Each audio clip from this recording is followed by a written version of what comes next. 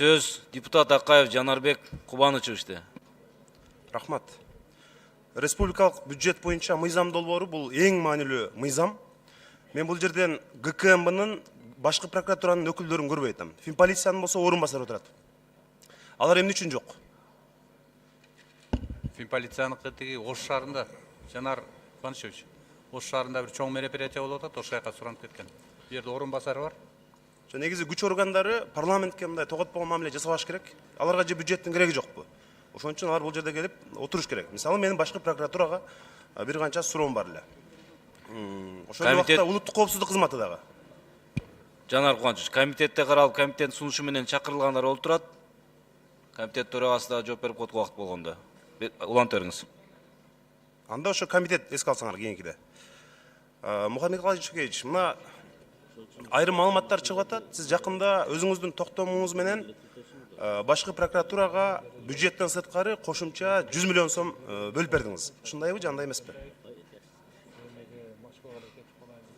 Жанагыч, мен уруксат берсеңиз, булардын дагы мыйзам чегинде баягы кошумча возмещениядан булар дагы алыш керек да. Бизге 112 миллион чындыгында биз карызыбыз бар, бирок 100 миллион бөлгөн жокпуз, 30 миллион эле бөлүп бердик азыр. Бирок чечим 100 миллион боюнча чыкты, 30 миллионга азыр алып келет азыр.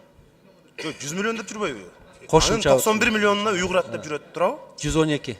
112 миллион. Негизи аларды Ал баягы 25%. Жанар Кубанычевич, ал жерде өзлөрүнүн жанагы процентинен ала тургандары көп экен, бирок анын баарын берген жокпуз. Анан Жалал-Абадта эмеси бүтпөй атат, жана прокуратуранын зданиялары бүтпөй. Ошого тез керек дегенден бердик да. Жо мен таң калам дейм, мамлекетке өндүргөн каражаттын 30%ын прокуратура. Анда мугалимдер да калыш керек. Башкаларда проблема көп да, мисалы 100 миллион. Мыйзамда ошондой экен, биз аны мындай талкуулап атабыз азыр кандай кылабыз? Ооба, бирок мыйзамда сөзсүз бериш керек деген жери жок. Сөзсүз бериш керек депчи. Алардын иши да коррупция менен күрөшүүчү. Ошон үчүн 100 миллион деген чоң акча бул. Эгер үй бүтпөй атса, мамлекеттик ипотекалык компанияга айлыгы жөнүндө, үй жок экени жөнүндө справканы тапшырып, мугалимдерге окшоп, врачтарга окшоп эле кезек күтүп алышсын. Мен жакыр прокурорду, батирлеп жүргөн прокурорду көрө элекмин ушуга чейин. Бирок жакыр мугалим, жакыр врач бар бизде, чөнтөгү жукка. Ошолорго окшоп эле үйлөрдү алыш керек. Анан эми убакыт тар экен, Мухаммед Калачевич.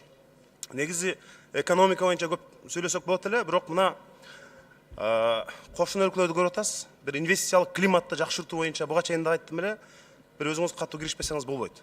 Мына жакында Өзбекстан менен Орусия 800дөн ашуун соода инвестициялык келишим түздү. Түзүлгөн каражаттардын эми Өзбекстан кошунабыз, өнүксүн, өссүн, биз ага сүйүнөбүз. Бирок тартып келип аткан инвестициялык каражаттарын караңыз. Кыргызстанда ушундай азыр мен тиги графикадан көрдүм, эми бизде деле аракеттер бар экен жана жумуш ордун түзүү, айрым иш калалардын курулушу, ушундай бир чоң инвестицияны тартуу боюнча сиз ушу Кыргызстандын бардык чет өлкөдөгү элчилерин эскертсеңиз, экономикалык дагы бир мындай дипломатия деген бар. Элчилердин 80-90% 10 секунд кошуп бериле. Элчилердин 80-90% инвестиция тартуу менен иши дагы жок азырчы. Жөн эле отурушат. Ошолор бир анализдеп туруп, иштебегенин кетирип, аларга чоң инвестиция тартуу боюнча бир талаптарды койсоңуз жакшы болот. Мен азыр жооп берип коеюнчу. Жанар Кубанычевич, баягы жаңы министрди барып коллективге тааныштырып атканда ошол жерде эки критерий менен элчиликтин жумушун баа беребиз дедик. Биринчиси инвестиция тартканы менен, экинчиси туристтерди алып келгени менен. Мына эки барган жеринде. Анан азыр биз жаңы министрге дагы айтып атабыз. Ушул боюнча азыр баа беребиз, анан жумушуна же иштейт, же ошол жерде иштебейт, же кетет деген маселени коюшубуз керек да. Себеби дегенде биз да көрүп атабыз, барып эми кээ бир жерде бизге сиздер барсаңыздар, же өкмөттөн барса, бир жылда бир барат, барбаган мамлекеттер бар да. Ошонун баары кандай иш болуп атат, баа берген азыр критерий жок. Ошон үчүн мен сизди колдойм муну. Элчилерге ошондой сөзсүз түрдө баа беришибиз керек ушул иш менен, эки критерий менен. Рахмат.